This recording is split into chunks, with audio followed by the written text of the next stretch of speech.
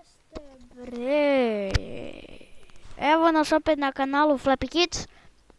I danas, kao što vidite, Kill Justin Bieber. Danas ćemo kršiti Justin Biebera. Ajde da krenemo. Ovaj deo je baš onaj, gledao sam jednom kada iz publike njega gađaju. Izvinite zbog malo manjeg SP-a. Evo ga, sada nožem.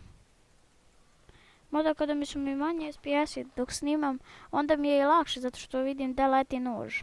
I on je malo sporiji. Pošto i nije mi je baš jak komp, 1 GB rama. Mada zašto ja to stalno pominjem?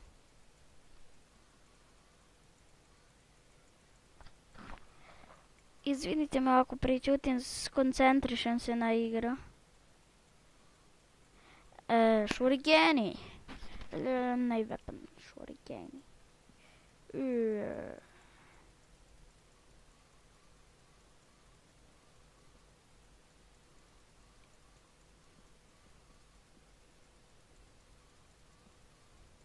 Nisam hater Justin Bieber, ali zanimljiva je igrica.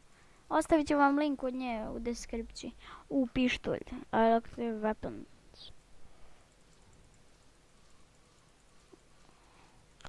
Mada u realnom svijetu on bi već odavno umro kad bi ga pogodili u glavu.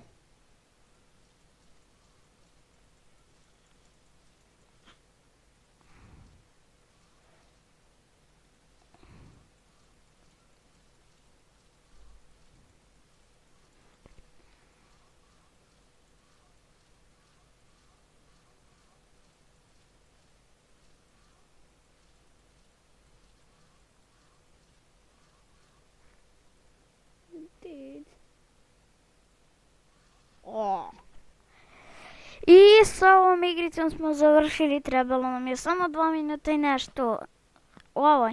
Ja imam 1 minut i 19 sekundi mi je trebalo.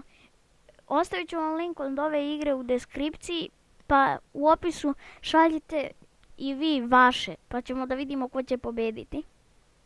Ba nemojte sad vi napišete, meni je 3 sekunde trebalo da ga ubijem. Ok, ajde. Vidimo se. Ćao!